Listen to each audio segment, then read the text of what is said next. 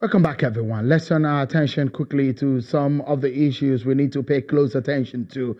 Why has our situation as a continent and as a nation remains practically the same? We've talked about so many of these issues for several decades, despite human and natural resources that the continent and Nigeria possess. What are the challenges that have kept us down as a people? We caught up with the founder and senior pastor of Kingsway International Christian Center, KICC, Pastor Matthew Ashimolowo, who is also a thought shaper and teaches his faith across different nations of the world. Ashimolowo runs a vibrant and dynamic ministry with television network in over 200 countries. He's authored about 90 books, and the latest one is titled The Creative Edge. I started an interview with him, and I started by asking him about the challenges of the continent and the nation and the solution. Take a listen. Yes, there is a challenge. And the biggest challenge is not the human capacity. I think Africa has one of the most willing people. We have a generation, particularly the young, who could be very creative. The reason I say, and we're very able, we're very smart, we're very intelligent. In the United States of America, for example, if you withdrew Nigerian doctors from just the state of Texas, the system was shut down. Because of the numbers of doctors in Texas alone? Yes, that are from Nigeria. And a good chunk trained by our fine universities in Nigeria, even with the epileptic equipment. So it's not a human resource challenge. It is the inability to set the atmosphere for people's creative skills to emerge. When you fail to create an enabling environment, you shoot yourself in the foot and slow down your nation, your people, the next generation, probably for a century. And in the case of Africa, unless there is an emergence of a political class that can seize the political system and use it to create this enabling environment I'm talking about, we will continue in the quagmire. That is why you will find 2-3 companies in the US being equivalent or more than the whole of the GDP of Africa. Unless we create that atmosphere, we are in a messy situation. Africa essentially is just a consumer continent. What do we produce? From the shoes on our feet to the book in my hand. The paper was produced with the trees from our forest. The leather on our legs. In fact, I produced a Bible which had a beautiful leather, Power Positive Prayer Bible. I did it in conjunction with Cambridge University Press. And Cambridge University told me that the best leather for books is only found in Nigeria. We don't know that. We see Nama, we see Mama, we kill the cow. Those who apparently they come from Morocco and buy those skins, take it to Morocco, treat it, and send it to Europe. So there is a challenge of an inability to stop all the politicking and say, hey, let's create some enabling environment for the evolution of some people in Nigeria. For example, we heard that one young man who went to Kaduna Polytechnic, then went to America for his master's, ended designing one of the best-selling cars. Bring him back. Create the atmosphere for him to train others in automation designs so that we don't have to buy cars from abroad all of our life. A good number of cars in India today are no longer imported. India has reduced their importation. Many of their own production is in-house. In fact, India has become the IT capital of the world. When America goes to bed, America pushes its work to India to do online.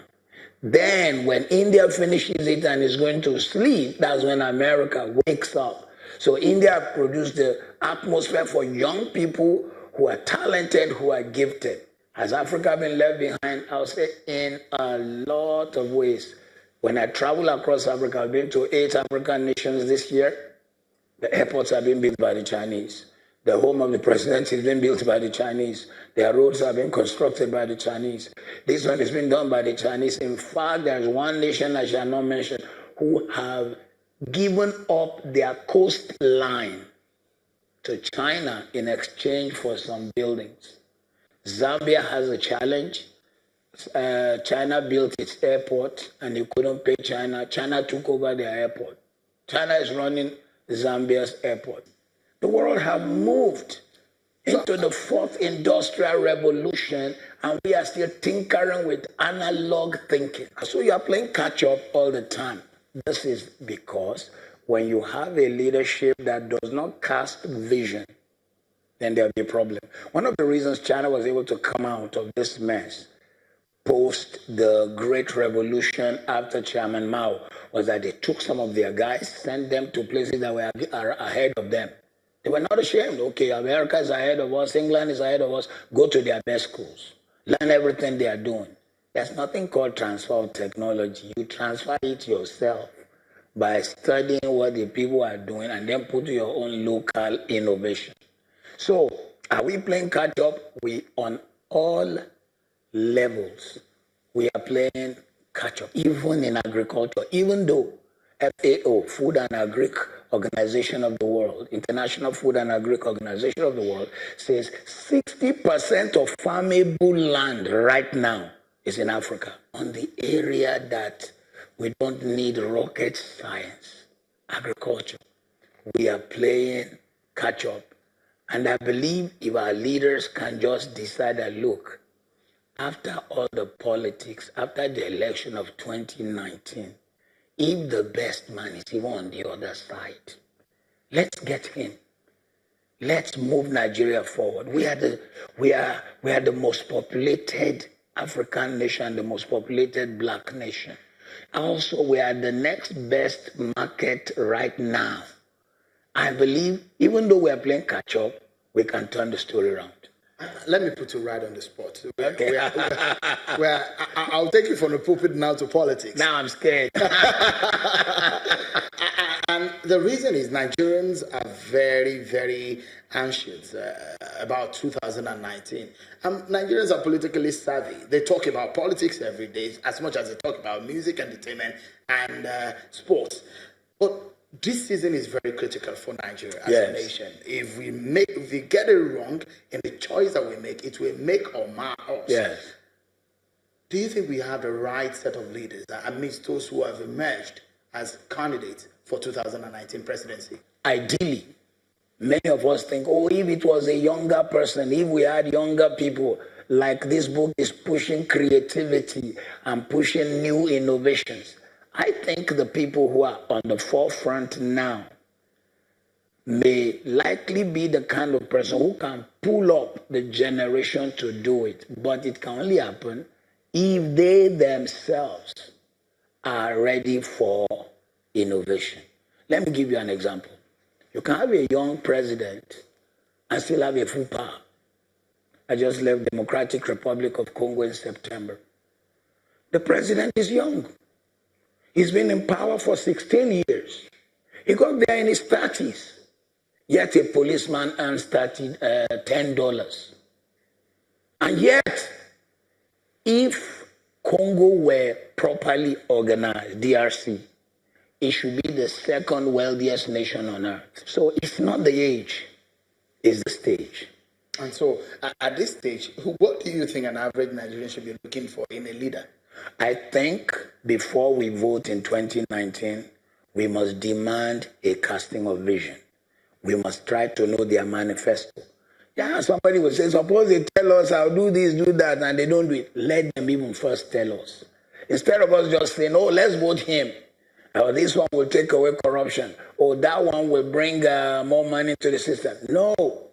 We want somebody who will give us a roadmap that shows 15, 20 years of what they want to do.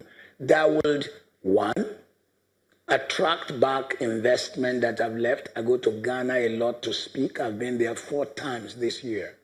Good number of companies have left Nigeria for Ghana. That is not good.